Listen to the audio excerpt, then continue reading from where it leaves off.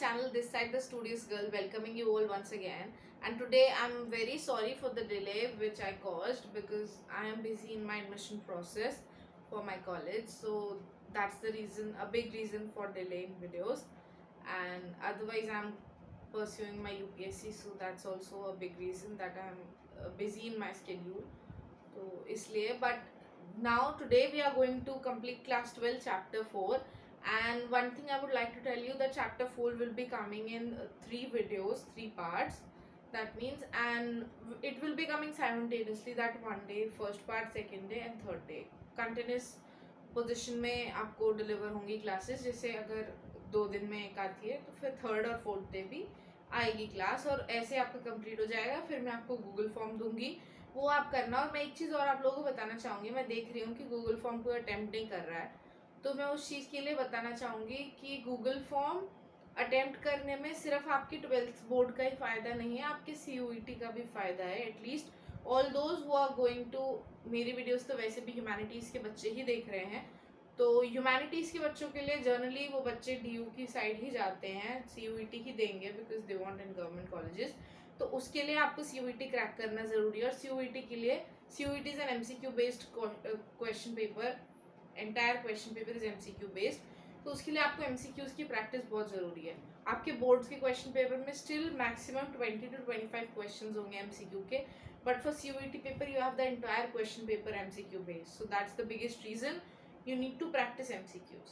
Okay, so now let's start for class 12 chapter 4 history, thinkers, beliefs and buildings.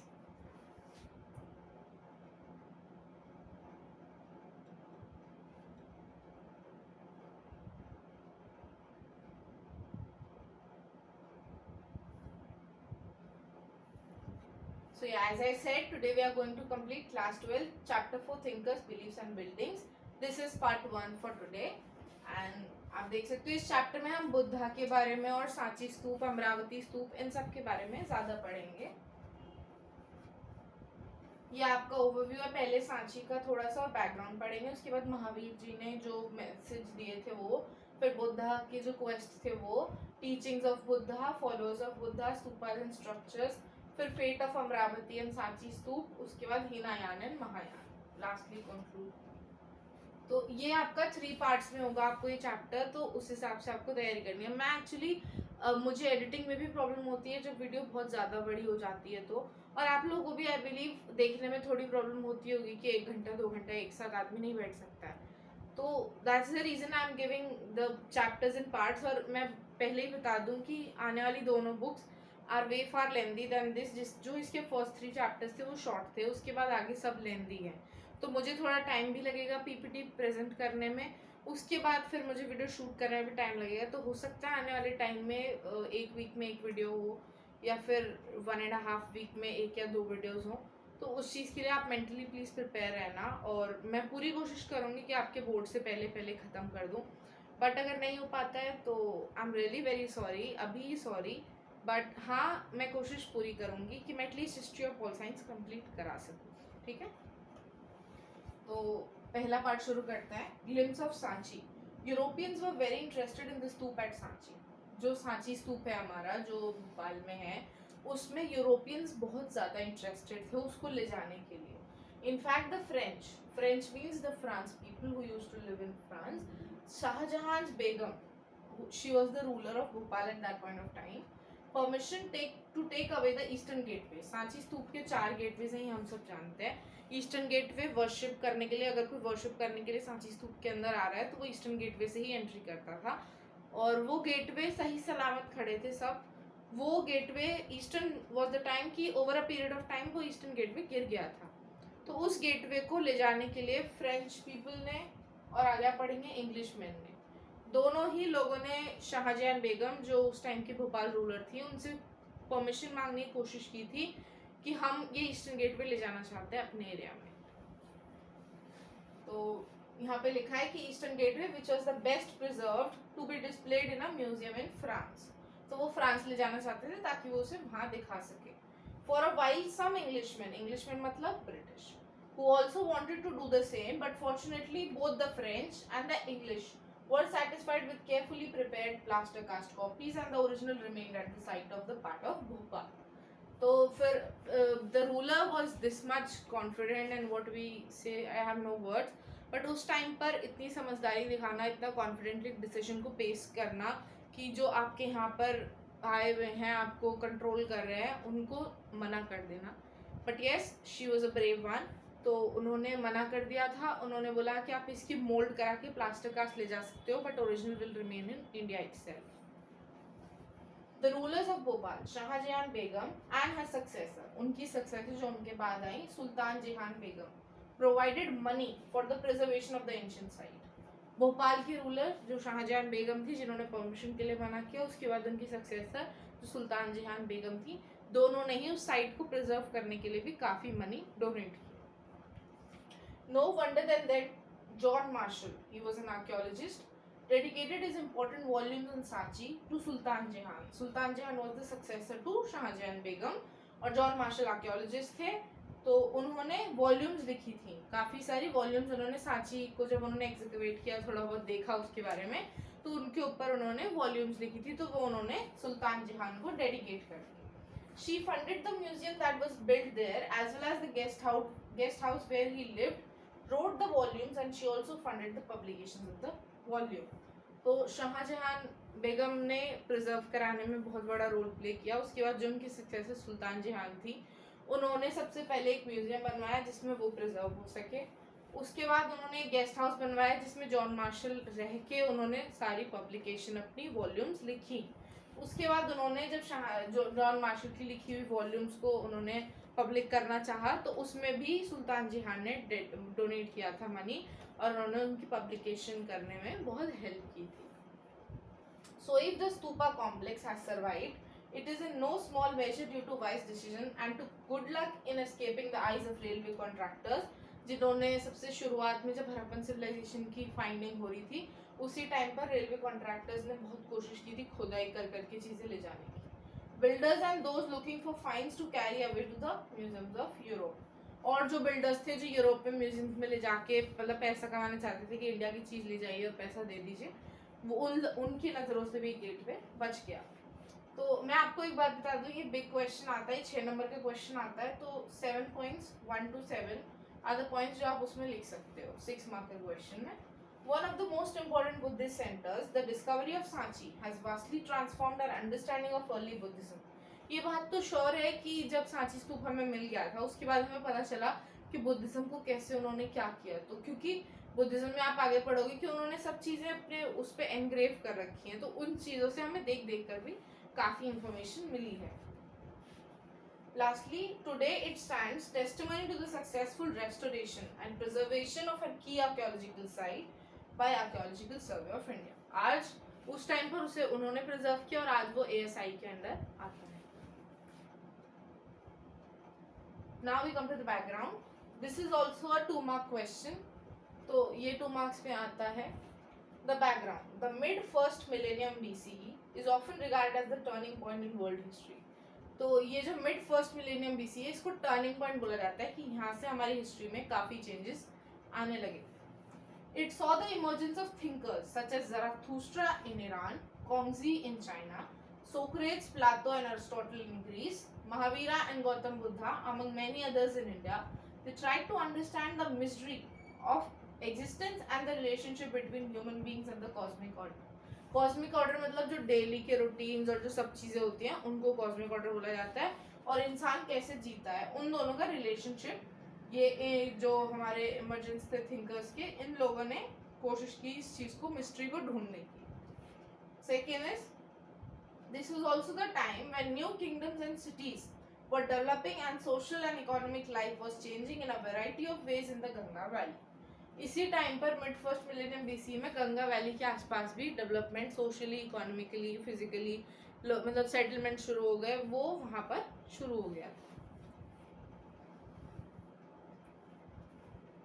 The Rig Veda is compiled between century 1500 and 1000 BC. The Rig Veda consists of hymns. Hymns मतलब जैसे शायरी होती है ना, वैसे ही छोटे छोटे पूजा के लिए या किसी को प्रेज करने के लिए जो लिखते हैं उन्हें हाइम्स कहते हैं, जो ऋग्वेदा में लिखे हुए हैं. Hymns in praise of a variety of deities. Deities मतलब भगवान, स्पेशली अग्नि, इंद्र एंड सोम. अग्नि हमारे God of fire, Indra God of water, and Soma is also God of air I believe. तो इनके प्रेस करने के लिए ये हाइम्स ऋग्वेद में लिखे हुए हैं। Many of these hymns were chanted when sacrifices were performed, where people prayed for cattle, sons and good health, long life. तो ऋग्वेदा में ऐसे भी हाइम्स लिखे हुए हैं जब लोग सैक्रिफाइसेस मतलब पूजा हवन, सैक्रिफाइस से यहाँ मतलब किसी को मारने से ही नहीं है, बलि चढ़ाना जिसे कहते हैं हम, उससे ही नहीं है, जो पूजा भी करते थे उसे भी यहाँ पे सैक्रिफाइस ही बोला गया है। तो जब कोई सैक्रिफाइस परफॉर्म कराता था किसी भी ब्राह्मण से, तो कैटल्स के लिए, या तो कि बहुत सारी कैटल्स मिल जाए, सही हो जाए कैटल्स अगर बीमार है, या बेटा पैदा हो, या अच्छी हेल्थ हो जाए, लंबी उम्र हो, इन चीज़ों के लिए भी अगर पूजा होती थी तो उसमें भी ऋग्वेद के काफ़ी सारे हिम्स बोले जाते थे। At first, sacrifices were performed collectively. Later, some were performed by the heads of the household for the well-being of the domestic unit. पहले शुरू में सैक्रिफाइस जब पूजा होती थी तो सब साथ में पूजा करते थे, बट एक टाइम आया उसके बाद जिसे गहापति बोला जाता है, head of the house hold, जो हमने पिछले चैप्टर में पढ़ा था, वो टाइम के बाद वो head of the house hold जो कि गहापति होते थे वो ही पूरे घर के लिए पूजा कराते थे। More elaborate sacrifices such as Rajsuya and Ashwamedha. राजसूया तो यज्ञ होता था राजाओं के टाइम पर, जब कोई राजा बन जाता था तो वो अपने लिए कराता था, और अश्वमेधा मतलब वॉर में जा रहे हैं तो फाइट, जितने भी कैटल वगैरह उन चीज़ों के लिए जीतने के लिए उनकी पूजा कराई जाती थी। वो perform by chiefs and Kings, तो ये लोग ये दोनों सैक्रिफाइसेस कराते थे, who depended on Brahmin priests to conduct the rituals. Chiefs और किंग्स कराते थे, but ultimately they were dependent on home, priest जो कि ब्राह्मण्स होते थे, तो उनसे ही होती थी पूजा। We get a glimpse of lively discussions and debates for Buddhist texts, which mentions as many as 64 sects or sections or school of thought. तो school of thought से यहाँ पे मतलब है कि जो ये हमारा डिस्कशन और डिबेट्स होती थी बुद्धिस्ट टेक्स्ट में, जो हमें समझ में आई है बुद्धिस्ट टेक्स्ट को देखकर, उसमें उन्होंने 64 सेक्शंस में उनके थॉट्स को डिवाइड किया हुआ है, तो स्कूल ऑफ थॉट व्यू से बोला जाता है। Teachers traveled from place to place trying to convince one another as well as lay persons about the validity of the philosophy or the way they understood the world. Teachers जगह से जगह घूमते थे, जैसे हम नोमैड्स को बोलते हैं ना, वो तो फूड और वाटर के सर्च में घूमते हैं, पर टीचर्स बोला गया यहाँ पे जो पूजा करके बहुत हो जाते हैं ना गुरु टाइप्स, तो वो लोग घूमा करते थे और लोगों को दूर दराज तक पहुँचाते थे अपनी टीचिंग्स को, ठीक है। तो और वो बता देते थे कि उनकी क्या फिलोसफी और वर्ल्ड को किस तरीके से देखना चाहिए। Debates took place in kutagarashala, literally a hut with a pointed roof. तो जो ये डिबेट्स यहाँ पे हमने बुद्धिस्ट टेक्स्ट में मेंशन है वो कुत्ताग्रशाला में करी जाती थी, और उसमें दोनों जो डिबेट्स दो लोगों के बीच में होती है ना, तो एक साइड पे ए बैठा एक साइड पे बी बैठा और दोनों डिबेट कर रहे हैं, और लास्टली अगर ए ने बी को अपने मैटर पे कन्विंस कर लिया तो फिर जो बी के डिसाइपल्स हैं जितने भी, बी यहाँ पे कौन है, गुरु, और ए भी यहाँ पे गुरु है, तो अगर ए गुरु ने बी गुरु को मना लिया अपनी बात पे, मतलब हाँ कि वो मान गया कि हाँ आप ठीक हो, तो फिर जो बी के डिसाइपल्स हैं वो भी सारे ए के डिसाइपल्स बन जाएंगे, और जो बी गुरु हैं वो भी ए के साथ हो जाएंगे। मतलब किसी भी सेक्शन का, या तो ए सेक्शन का या बी सेक्शन की पॉपुलैरिटी कभी भी घट सकती है, कभी भी बढ़ सकती है, ठीक है। So if a philosopher succeeded in convincing one of his rivals मतलब जो opposite जिससे वो debate कर रहे हैं, the followers of the later मतलब जो हारा है also become his disciple, तो जो हार गया है वो भी उनके disciples भी उनके हो जाएंगे। So support for any of the particular sect could grow and shrink over time, कभी भी किसी की भी popularity बढ़ सकती है और घट सकती है। Popularity से यहाँ पे mainly मतलब है कि disciples कभी भी किसी के बढ़ सकते हैं, किसी के घट सकते हैं। Now we come to Lord Mahavir. ये पिक्चर है जो मुझे गूगल से मिली है ऑफ कोर्स। तो महावीरा was the 24th तीर्थंकर of Jainism. ये जैनिज्म को प्रीच करते थे। He was the spiritual successor of the 23rd तीर्थंकर Parshvanath. Mahavira was born in early 6th century BCE to a royal Jain family. जैसे हमारे Lord Buddha Jain, he was also a son of a king, वैसे ही ये भी एक royal family से belong करते थे एंशिएंट इंडिया में। इनके मदर का नाम था त्रिशूला, इनके फादर का नाम था सिद्धार्था। अब सिद्धार्था से आप रिलेट मत कर लीजिएगा कि जो लॉर्ड बुद्धा थे उनको भी सिद्धार्थी बोला जाता था, but he was not his father. So basic philosophy of Jainas was already in existence in North India before the birth of Vardhamana, who came to be known as Mahavira in 6th century BC. सबसे पहली बात कि हम इन्हें Lord Mahavir के नाम से जानते हैं, बट इनका ओरिजिनल नेम वर्धमाना है। और ये 6th सेंचुरी बीसी में इन्होंने जैनिज्म शुरू किया था।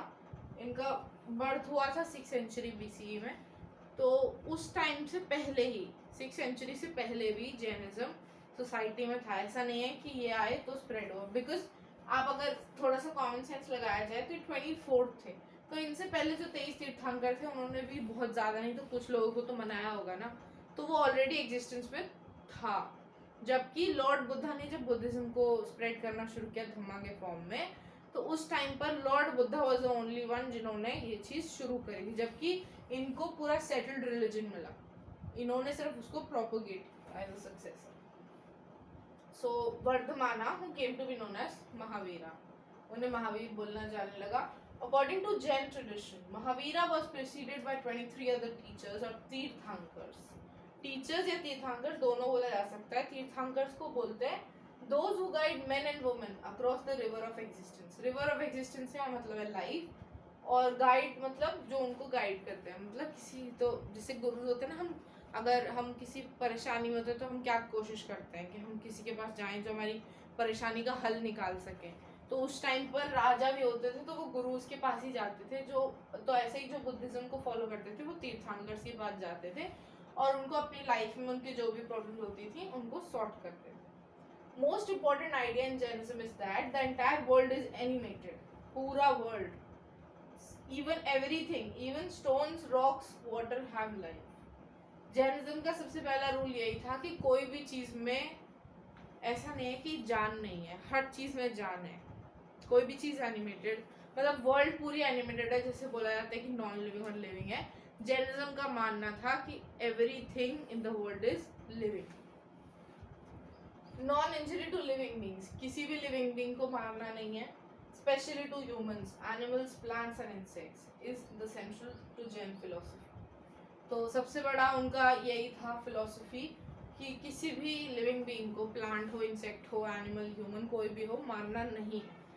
तो अगर आप लोगों ने बहुत ध्यान से, आप कभी गए हो किसी बुद्धिस्ट एरिया पे, तो आपने देखा तो वो लोग अपने मुंह पे कपड़ा बांध के चलते हैं, जो वी कैन से जो स्ट्रिक्ट जैनिज्म को फॉलो करते हैं।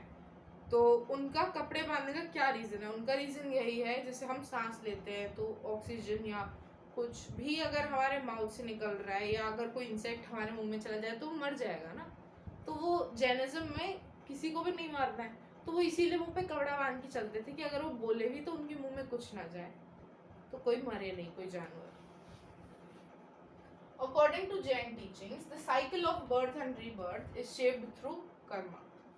तो अगर हम पैदा होते हैं, फिर उसके बाद हम मरते हैं, फिर हम दोबारा पैदा होते हैं, जैसा हमने सुना है कि अगर साइकिल है बर्थ और रीबर्थ की, तो वो हमारे कर्मा पे डिपेंड करते हैं। कम्प्लीटली जो भी हम कर रहे हैं उस पर डिपेंड करते हैं। ये तो हमारे हिंदू रिलीजन में बोला जाता है कि अपना कर्म करो, फल की चिंता मत करो, कर्म हमेशा अच्छे करने चाहिए। तो कहीं ना कहीं थोड़ा बहुत मैच है। तो कर्मा से हमारे बर्थ और रीबर्थ की साइकिल डिटरमाइन होती है। तो अगर हम अच्छे कर्म करते हैं तो हो सकता है हमें मोक्ष मिले, जिसे बुद्धा की लैंग्वेज में निब्बाना बोला जाता है। तो निब्बाना मतलब निर्वाणा, वो जो मतलब कम से कम शांति मिलना बॉडी को कि हाँ आप रीबर्थ की साइकिल से बाहर हो गए हो। ठीक है, तो वही चीज़ यहाँ पे भी है। अप्रॉक्सीमेटली सब चीज़ें सेम है, जैसा बोला ही जाता है कि सब भाई भाई हैं और हर कोई रिलीजन अलग नहीं है, भगवान एक है। तो वही चीज़ें यहाँ पे डिटरमाइंड है। देखो अब हमने बुद्धा से भी जोड़ लिया कि उन्होंने एनलाइटेंड बोला, उसी चीज़ को हम मोक्ष बोलते हैं कि हाँ वो दोबारा चक्कर से हट गया। तो वही वाली चीज़ है। तो cycle of birth and rebirth is shaped through Karma. कर्म अच्छे करो, सब चीज़ें अच्छी। Asceticism and penance are required to free oneself from the cycle of karma। Asceticism and penance यहाँ पे मतलब है कि हमें अपनी डिज़ायर्स ख़त्म करनी होंगी सबसे पहली चीज़, क्योंकि सब चीज़ें डिज़ायर से ना एक लालच बन जाता है। जैसे अगर मुझे कोई पैसे नहीं दे रहा था तब तो मैं उदास हूँ, मुझे पैसे मिलने लगे तो मैं, और अगर चाहे मैं गलत काम से ही पैसे कमा रही हूँ तो मैं और उस चीज़ को करूँगी जिससे मेरे पास पैसे हैं, तो वो लालच ही है ना। तो वही चीज़ है। कि हमें अगर किसी चीज़ अपने कर्म से, हमें अपने कर्म से फ्री होना है किसी चीज़ से, तो हमें उसके लिए एस्केटिज्म और पेनांस फॉलो करना पड़ेगा। हमें अपने डिज़ायर्स ख़त्म करनी होंगी और हमें एक सिंपल सॉल्व लाइफ जीनी होगी, ठीक है। So this can be achieved only by renouncing the worldly pleasures. आप आगे भक्ति मूवमेंट में पढ़ोगे कि इस्लाम में भी जब कोई इस्लाम अडॉप्ट करता है तो वो कुछ रूल्स बोलते हैं जो उन्हें फॉलो करना है अपनी इंटायर लाइफ। वही चीज़ जैनिज्म में भी है कि ये 5 रूल्स हैं, ये उन्हें फॉलो करना होता है अपनी entire life, specially all those जो स्ट्रिक्टली जैनिज्म को फॉलो करते हैं। सबसे पहला, Jain Monks and nuns took 5 vows। उनके 5 वचन होते हैं, जैसे हम शादी में लेते हैं ना 7 फेरे जिन्हें बोला जाता है, तो वो उन्हें पूरी लाइफ निभाना है। तो वही चीज़ यहाँ पे भी है कि जो जैनिज्म अडॉप्ट कर रहा है, ये 5 उन्हें पूरी लाइफ निभाने हैं। टू एब्सटेन फ्रॉम किलिंग, किसी को मारेंगे नहीं। टू एब्सटेन फ्रॉम स्टीलिंग, कुछ भी नहीं चुराएंगे। टू एब्सटेन फ्रॉम लाइंग, झूठ नहीं बोलेंगे। टू ऑब्जर्व सेलिबेसी, सेलिबेसी मतलब शांति, कोई डिजायर नहीं, कोई कुछ नहीं, काम तरीके से काम होगा। And to abstain from possessing property, मतलब हम प्रॉपर्टी बिल्कुल भी पोजेस नहीं करेंगे, हमारे पास कोई प्रॉपर्टी नहीं होगी। वो इसलिए बोला जाता है क्योंकि अगर तुम प्रॉपर्टी में आ गए मतलब तुम्हारे पास पैसा आ गया, और पैसा आ गया मतलब डिजायर जरूर होंगी, ठीक है। So this was all about Lord Mahavira. अब हम बुद्धा पे आ जाते हैं। तो ये रहे हमारे Buddha. One of the most influential teachers of the time was Buddha. अपने टाइम पर Buddha was the most influential. Over the centuries, his message spread across the subcontinent and beyond, through Central Asia to China, Korea and Japan, and through Sri Lanka across the seas to Myanmar, Thailand and Indonesia. मतलब पूरे world में almost सब जगह पे बुद्धा का जो message था वो स्प्रेड हो रहा था। अब वो किसी भी फॉर्म में हो रहा था, उससे कोई मैटर नहीं करता है। Historians have also tried to reconstruct details of his life from hagiographies.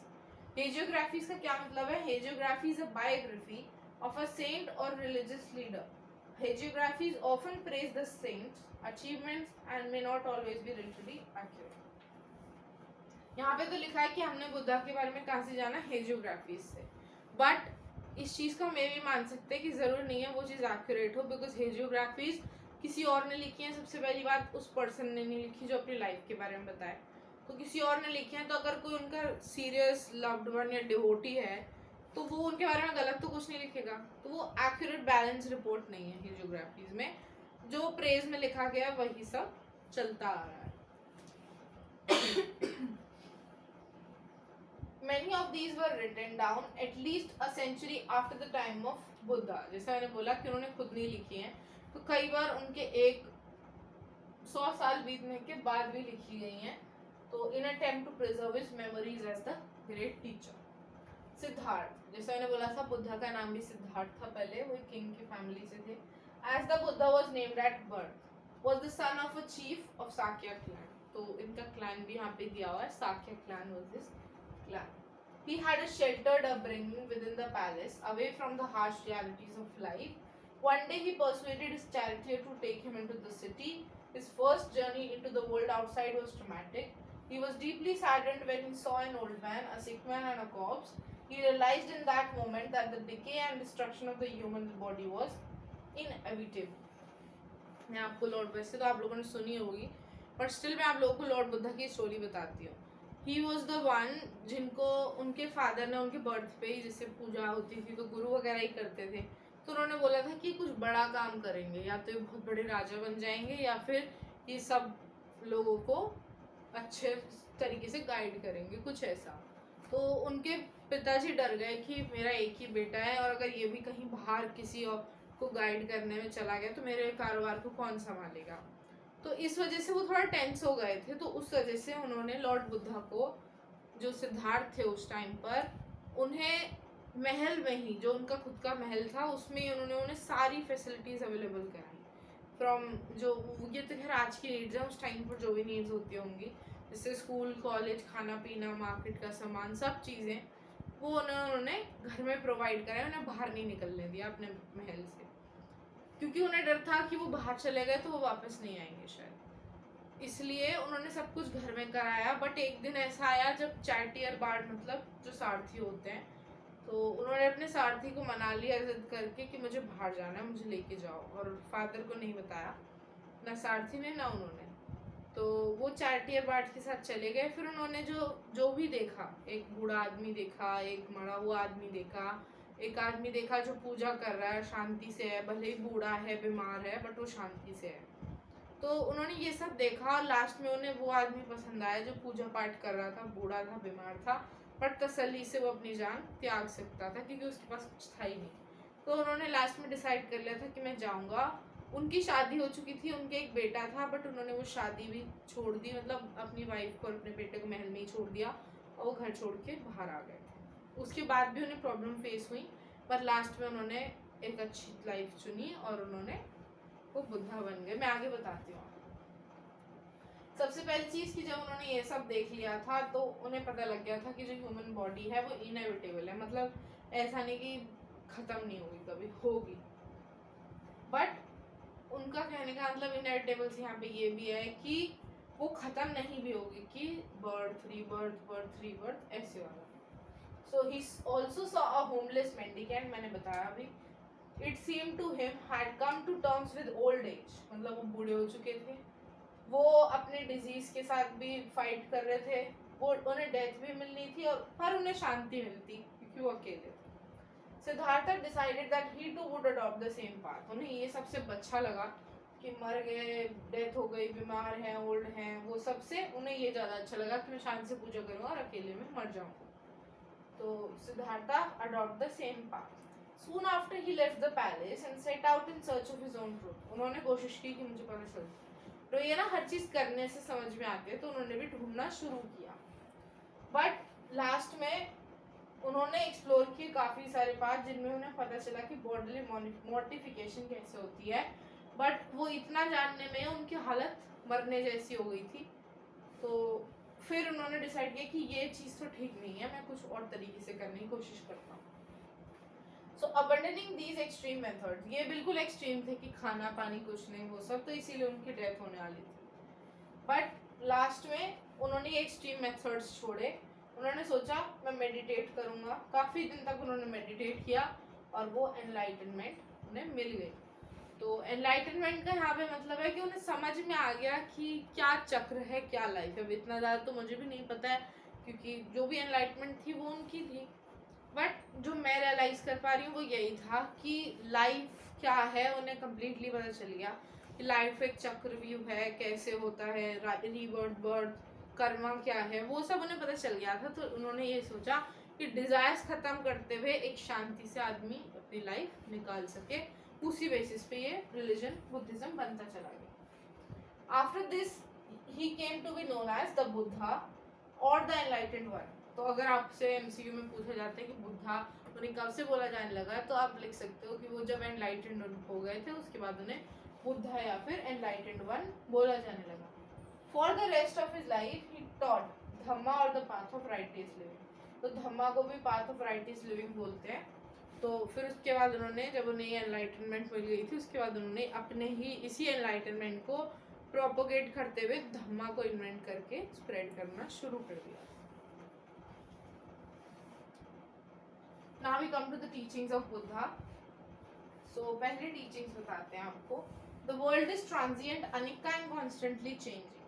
मतलब हमारी world transient है। transient मतलब temporary है, हमेशा बदलती रहेगी, रुकेगी नहीं। इसको अनिका बोला जाता है। आपको मेन ये वर्ड्स याद रखने हैं, तो इससे आप ये बना सकते हो। अनिका मतलब constantly changing. It is also soulless, anatta, as there is nothing permanent or eternal in it. तो अनट्टा मतलब जान नहीं है देश वर्ल्ड में, और कुछ भी परमानेंट नहीं है यहाँ पे, ट्रांजिएंट ही है सब कुछ। Within this transient world sorrow, dukh is intrinsic to human existence. Means दुख हमारी ह्यूमन लाइफ में, अगर कोई आदमी जी रहा है तो उसकी लाइफ में दुख होना ही होना, ये बात पक्की है। ये भी उन्होंने रियलाइज कर लिया था। It is by following the path of moderation. Moderation मतलब सारी डिजायर्स छोड़ देना। Between severe penance and self indulgence. Severe penance मतलब कि या तो गृहस्थी बन सकती है या फिर अपने आप को हम जान सकते हैं, पहचान सकते हैं, शांति में रह सकते हैं। That human beings can rise above all these worldly troubles. मतलब मॉडरेशन, मतलब मेडिटेशन का पाथ लेके शांति से चूज करने वाला, शांति से मरने वाला पाथ चूज करके एक आदमी इन सारी डिजायर्स से जो पूरे वर्ल्ड में उनसे ऊपर उठ सकता है. The earliest form of Buddhism, whether और not God existed, was irrelevant. उस टाइम पर जो लॉर्ड बुद्धा ने प्रोपोगेट किया था उसमें भगवान है या नहीं वो चीज़ इररिलेवेंट थी, मतलब वो भगवान का वहाँ पर सोच ही नहीं रहे थे.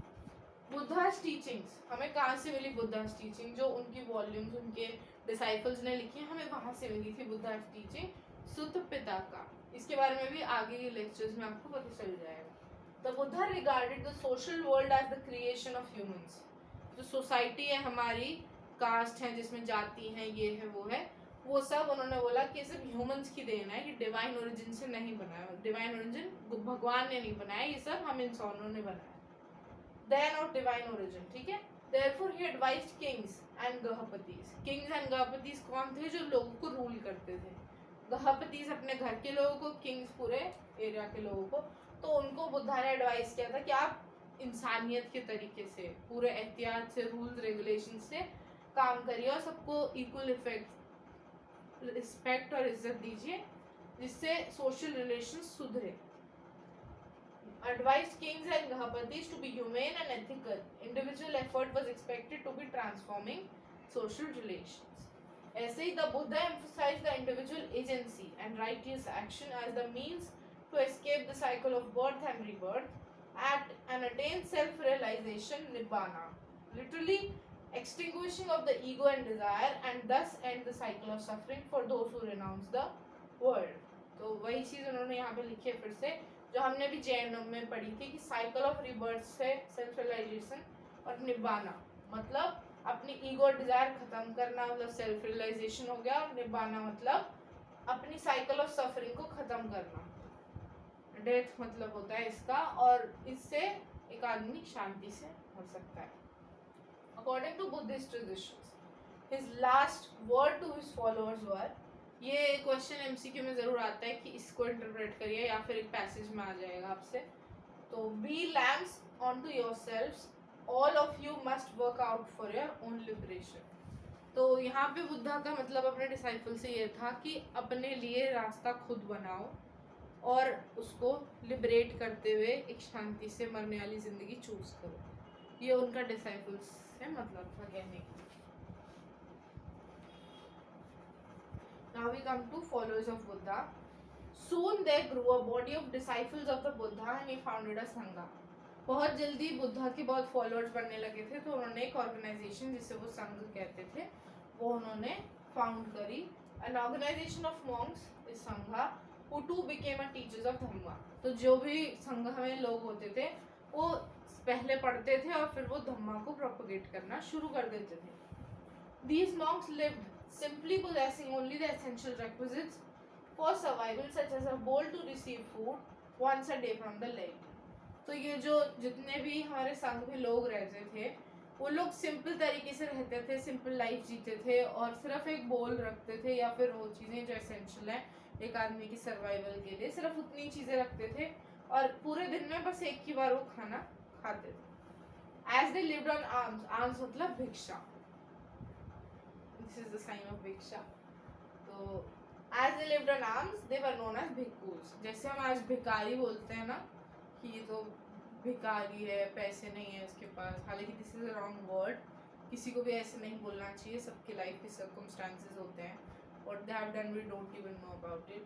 बट हाँ, यहाँ पे भिक्खूस, ये भिखारी आई बिलीव यहीं से निकला है. वो लोग भिक्षा के लिए बोलते थे भिक्खूस, बट जो आजकल की सोसाइटी है उससे ट्रांसफॉर्म होते होते वो भिखारी हो गया, जो मेरा मानना है.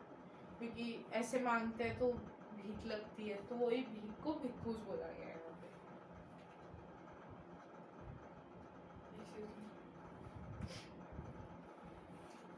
As initially only men were allowed into संघा, मतलब जब उन्होंने वो ऑर्गेनाइजेशन ढूंढा था तब सिर्फ men allowed थे उसमें. But later, women also get admitted. According to Buddhist texts, this was made possible through meditation of Ananda, one of the Buddha's dearest disciples, who persuaded him to allow women into the Sangha. Womens की biological features की वजह से उनका भूखे पेट ना रहना, इन्हीं चीज़ों की वजह से बुद्धा ने मना किया था कि हाँ वुमेन्स नहीं आएंगी संघ में। बट लास्टली आनंदा उनके फेवरेट डिसाइपल हुआ करते थे, डिसाइपल मतलब जो पढ़ते थे उनसे वही सब। तो उन्होंने मेडिटेट किया काफ़ी टाइम और उन्होंने बुद्धा को मना लिया था कि हाँ ठीक है वुमेन्स को भी एंट्री दे देते हैं। तो सबसे पहली जो बुद्धा के संघ में वुमेन आई थी वो उनकी फॉस्टर मदर थी। बुद्धा की मदर उनको बर्थ देते ही एक्सपायर हो गई थी। तो उनकी फॉस्टर मतलब यहाँ पे कह सकते हैं मौसी या उनकी दाई माँ जो भी होंगी। तो माँ Prajapati Gautami she was the one to be ordained as bhikkhuni. Man को भिक्खुस बोला जाता था, वुमेन को भिक्खुनी बोला जाता था। Many women who entered the Sangha became the teachers of Dhamma. जितनी भी वुमेन ज़्यादातर सब एंटर की धम्मा संघ में, उन्होंने टीचर ऑफ धम्मा बनना चूज किया and went on to become Theris. Theris मतलब रिस्पेक्टेड वुमेन जो लिबरेशन ऑलरेडी अटेन कर चुकी हैं। The people from all category of social lives, from a king to a slave, were part of Buddha's organization. जो बुद्धा के organisation थे, कई राजा भी ऐसे थे, कई स्लेव्स तो चलो परेशान हो सकते हैं अपनी लाइफ से, स्लेव्स तो चलो परेशान हो सकते हैं अपनी लाइफ से, बट राजा भी कई परेशान थे तो वो बुद्धा के ऑर्गेनाइजेशन में आके रहने लगे थे। From a king to slave were a part of Buddha's organization. Once within the Sangha, all were regarded as equal, having shed their early social identities, becoming bhikkhus and bhikkhunis. जितने भी लोग संघा में एडमिट कर रहे थे, आ रहे थे, वो भिक्खुज और भिक्खुनीस बन के अपनी जो पुरानी आइडेंटिटी थी, जो राजा थे या स्लेव थे, वो पुरानी आइडेंटिटी को छोड़ चुके थे पूरी तरीके से। अब वो सिर्फ एक भिक्खु या भिक्खुनी है जो संघ में रहते हैं, वो कोई स्लेव कोई राजा नहीं है। The internal functioning of the Sangha was based on the traditions of Ganas, and Sanghas where consensus was arrived at through discussions if that failed. Decisions were taken by a vote on the subject. तो जो भी internal discussions होते थे उसमें पहले तो वो सब डिस्कस करते थे कि करना क्या है, बट स्टिल अगर वहाँ पर एक कंक्लूजन पे वो लोग नहीं आ पाते थे तो फिर सब लोग अपने वोट से डिसाइड करते थे कि करना क्या है, जिसकी ज़्यादा वोट वो काम होगा। So this was all for today, part 1 lecture, and part 2 and part 3 will be coming very soon, so be ready for it. And I hope you all liked the video, so please do like, share, subscribe my channel. Comment down below अगर कोई suggestions है तो I'm working on each and everything to improve. अगर फिर भी आपको कोई कमी लगती है तो still you are very free to comment down below and suggest me whatever you want. If अगर कुछ और रिविजन के तरीके से भी कुछ चाहिए, जिससे मैं तो सिर्फ गूगल फॉर्म्स दे रही हूँ अभी, आई एम थिंकिंग कि एक बार आपके एटलीस्ट 2 बुक्स हो जाए तो मैं आपको वर्कशीट भी दूँ क्वेश्चन आंसर्स की। तो you are free to contact me anywhere on Telegram, on Instagram और YouTube, you can comment, you are free. तो कहीं भी कोई भी दिक्कत है आराम से कॉन्टैक्ट करो, कोई प्रॉब्लम नहीं है। एनी टाइम अगर मैं एक बार ही नहीं देख पाती हूँ तो मैं दूसरी बार जब भी मैं देखूँगी ज़रूर रिप्लाई बैक करूँगी। So thank you for all the love you are showering. You are giving me whatever you are giving me, but this is somewhere my profit too, because मैं UPSC की तैयारी कर रही हूँ तो मुझे भी NCERT पढ़नी थी, तो yes, this is a type of revision for me also. So thank you very much for everything, and this side the Studious Girl signing off for today, coming with part 2 very soon. Thank you very much.